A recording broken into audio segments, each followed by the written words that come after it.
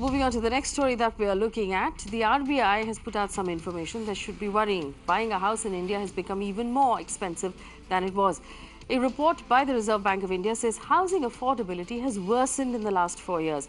Indians now spend an even bigger chunk of their earnings to buy a house than they did 4 years ago, as if it wasn't high enough 4 years ago. According to the report, the house prices to income ratio has increased from 56.1 to 61.5 from March 2015 to March 2019 across all cities. So this means one thing. Even if the price of real estate hasn't necessarily gone up, your income has come down in comparison, which means that you're actually spending even more on buying a house than you had done earlier as a percentage of your salary. On the conversation with me, Pankaj Kapoor, the Managing Director of Lysis Forest, Akash Jindal, Senior Economist, and Vivek Reddy for the BJP. Gentlemen, thank you so much for joining us on the show. Pankaj Kapoor, it's really nice to see you after such a long time. We know that prices of homes have not gone up, technically, for at least the last 3 years. But the affordability has actually gotten worse.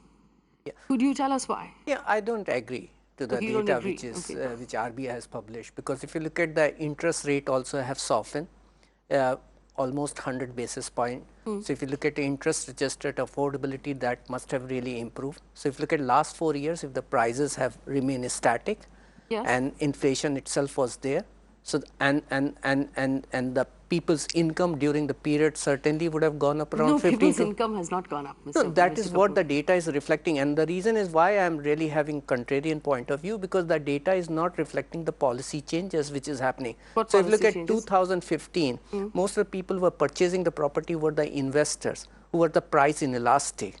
So their income to house property ratios was much better than what it is there. Today is the end user who is replaced the earlier investor. So one investor who has a very huge money, his income proof will be much higher. If he is the if they are participating in purchasing the property in 2015-16, that has certainly reduced, and largely because the government has brought a lot of changes in the policy, like rental set off against the interest income has completely changed the paradigm for real estate, and that is also further reflecting. So if you see the RBI another report which was also published yesterday, where they have quoted Knight Frank data, and they have shown and says that in 2018 the housing sales have improved. So one side they are talking about the unaffordability in the sector has increased, and the second side if they are also saying that the housing sales have increased. Really?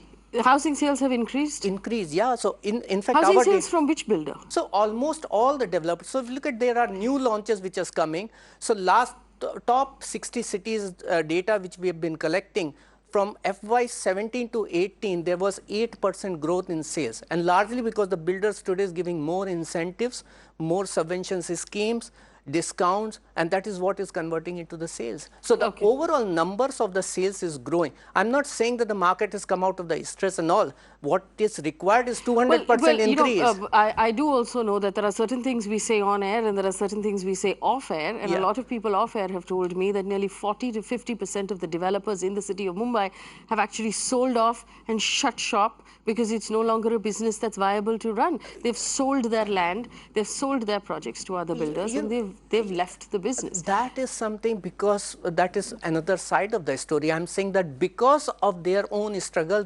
earlier those who used to hold the inventory, today they are bound to sell off because there's no other way of alternative monies available to them. So their struggle is converting into sales to the customers. Okay, Akash Jindal, do you agree with the RBI survey that affordability has become a problem? Because in my opinion, incomes have shrunk, really. I mean, there used to be a time when people would get double-digit increments year on year. Now, this year, we know that even the biggest companies have not handed out more than 5% as raises.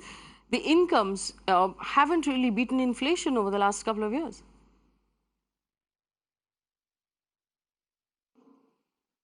Faye, I have to endorse you totally today, because you are bang on right. That's what I have been saying for the past 1 year, 2 years. What has happened is, now in case you see, my friend was talking about the real estate data. He was concentrating only about real estate prices and the offers. But the other angle which I want to speak to is regarding people's incomes. See, now, if you see unemployment, we already have a data, though there's some controversy regarding that data, whether the data is true, untrue. But one data is available that unemployment is perhaps at a 40 or 45-year high.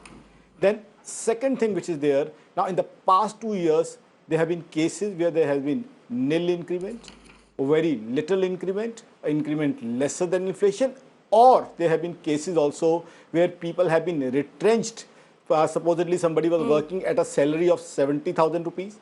That person has been retrenched and that person had to join another company at 55,000 rupees or 60,000 rupees. In that case, it's decrease in salary.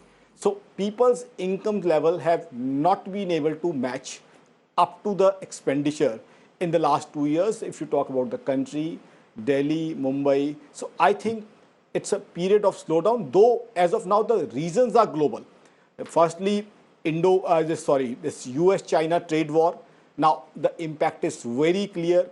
The global GDP is expected to be only around 2.7%. So globally, this is an accepted fact that we are in a state of slowdown. Firstly, this US-China trade war, of late, then US-Iran tensions.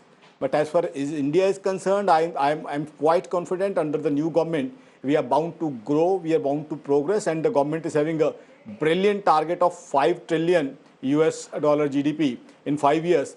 But yes, because of global uncertainties, because of global issues, I think as of now, we are in slowdown and we are not able to generate the sort of jobs which we needed to. So I think what happens is, though the government has got a very nice target, housing for everyone by 2022, but yes, housing for everyone is becoming a little bit expensive because people's incomes are not able to match up the cost of houses, though real estate prices have not gone up. Rather, some of the builders, some of my builder friends, just because they were not able to sell their inventory, they have to come out with certain schemes, some innovative scheme. Some cases prices have been lowered, discounts, freebies have been offered because they were also right. They had to, I mean, they had lots of inventories and they wanted to complete the building. So they were right in offering gifts, freebies, discounts. That was their business strategy and they were right. But yes, the problem is clearly with income levels of people. Now in India also the data shows that GDP for the last quarter, the last data which is available to us is at 5.8%. Now Faye, you also know globally Indian economy was known for one strength. The biggest strength of Indian economy was demand. Yes. Now this time because of global reasons that demand has been hit.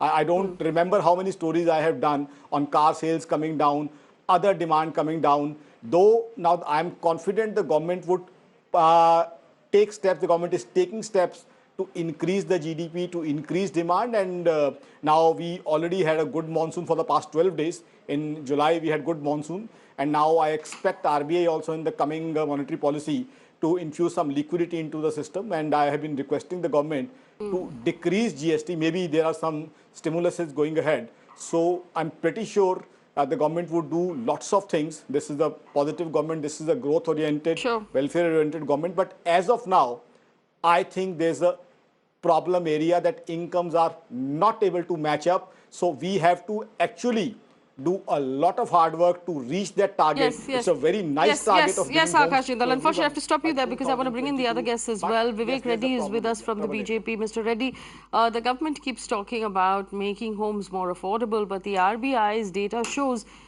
that that's not really happening. In fact, it's moving in the opposite direction. The government not fully think this out, or is your real estate policy at this point failing? Well, I think...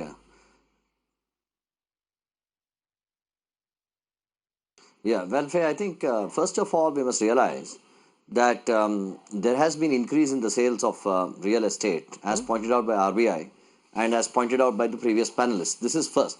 Second is the government's thinking what data on are you referring? One second. Increase in the sales of real estate compared to what? Compared to what? Like I'm saying that if you say from 2014 Mumbai market has 8% almost pointed out by the increased previous by panelists 70% in in the terms of RBI's sales. report So yesterday. Mumbai MMR That is market what used I'm to sell pointing out. 40,000 units. It is touching close to At what 70,000 price? units. And Huh? if you What are price looking of at units? Price if you are points is like because challenging new and supply is saying, coming into the suppose affordable segment. we are saying that shrinking And that's what income is is the converting it problem. to the sales. So if you look at So, I'd like to 1 second. So, Pankaj Kapoor, you are telling me that the real estate market has grown 70%. in MMR, overall all India basis it is 8%. Tier 1 cities have shown 7% growth and Tier 2 cities have grown 17% growth. And largely because of the subventions schemes, new launches in the affordable housing and the developer inclinations to sell. Earlier builder used to hold the inventory, today they want to hold the customer. There is a complete changeover which has happened. Their own You were struggle telling me that the real estate sector is thriving right now. No, I'm saying that specifically a tracker of the real estate sector. Yes, yes. And I you're am telling me saying that the real estate sector is growing. Yeah, and the pain is in the perspective. If you look at the sales, it's growing. But having said that, the builders' stress is also growing because earlier they had alternative fundings, lending in the sectors, private equity was investing. That has absolutely stopped. Why do you and think that is has what stopped? is Let the me pain. read out some numbers for you, Pankaj Kapoor. I don't know where you get your numbers from. Let me read out some numbers. Anurag Research, for example, has said that housing sales reportedly fell 13% across the top 7 cities in the second quarter of this year in comparison to the previous quarter. So if you take annual numbers, it has grown. The last quarter, it has come down largely because NBFC crisis. But if you take annual to annual, even the analog a quarter before was saying that NCR market has shown 70% growth in sales. NCR market has shown 17% growth in sales 70%, that is analog from the Yes. previous year to this year. Okay, so fair enough. So I will take your word for it that the real estate market is thriving and all real estate Sales are developers are doing improving, really and I'm well. saying that And I'm what very is- happy for them. But you should consider what you're saying on national television if this is the picture that you're painting. Vivek Reddy, so congratulations to you. You've obviously managed, and the government has managed to create a real estate sector that's thriving. I really want to know where this real estate sector is because it's not in any of the cities we've visited lately. I also thank Faye D'souza for the first congratulations she has given to the government. And it is really exceptional that we got a congratulation from Faye D'souza. Now, Faye, coming to the point. I think you were referring to shrinking incomes. I think this has been some of a bother. But there is an issue here.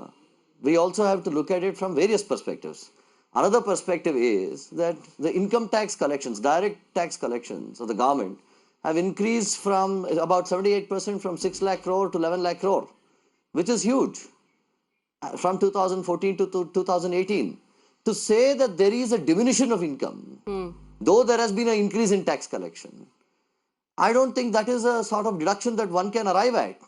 Because we would not have had such huge resources being amassed, people paying more taxes, and people reporting, more people coming into the income tax net and submitting themselves to the tax regime. So, actually, that's fantastic. Actually, Vivek Reddy, let me offer you a second round of congratulations. Congratulations, Vivek Reddy, for obviously the government managing to increase incomes of people and increase tax collection. This is a huge achievement. I'm extremely proud that you've managed to achieve it. Akash Jindal, because of the huge tax collections. Huge tax collections. Akash Jindal, here we have, and we seem to have a situation where tax collections are huge and incomes have gone up and real estate sector is thriving, Akash Jindal. Obviously, the data that you are looking at is not the same data that the other two panelists are looking at. No, somehow See, now I have respect for BJP and very high respect for Modi sir. But the reality, no sir, now the question has been asked to me. Sir, please allow me to answer the question. Sir, please allow me to answer the question.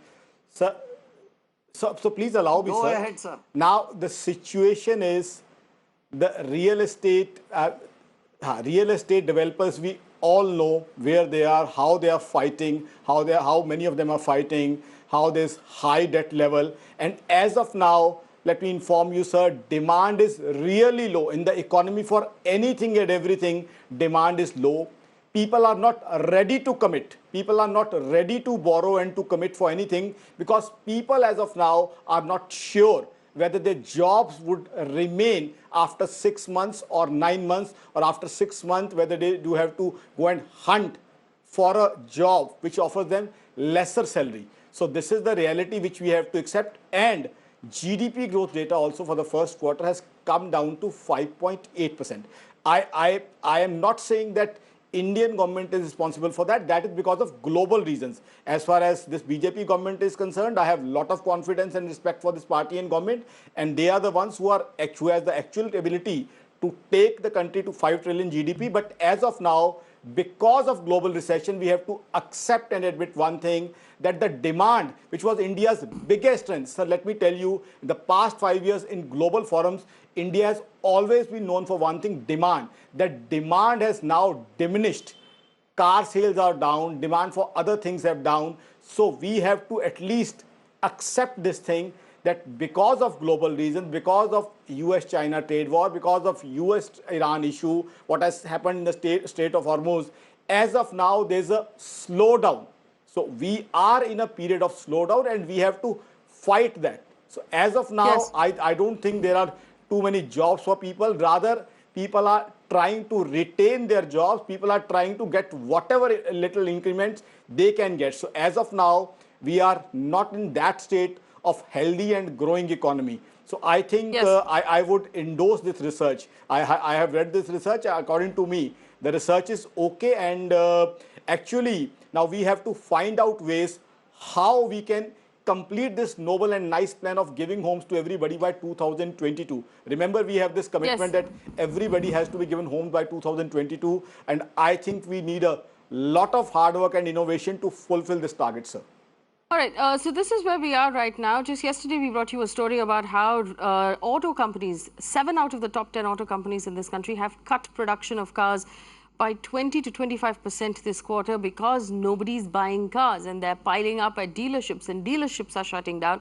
We know that most of the consumer companies, so companies like HUL and Dabur and companies that make soap and shampoo and basic things have seen a cut in their consumption. So people are not at this point buying soap and detergent, things that you would buy without thinking. So you've cut down on cars, you've cut down on two-wheelers, we've cut down on other expenses, we've cut down on air travel, we've cut down now on soap and shampoo, basic things. And one would wonder how it's possible for real estate sales to continue to stay up. But what it does boil down to is simply this. The jobs problem that we were talking about a year ago has now come back to affect all sectors. If people are not confident about having the same job or the same salary a month down the line, 6 months down the line, they are not going to make big purchases. That is a lack of confidence, and a lack of confidence displays largely in the real estate and the automobile sectors, which are commitments for loans, commitments on EMIs, and commitments for long-term finances. We hope that the government pays attention to what is going on right now in our market.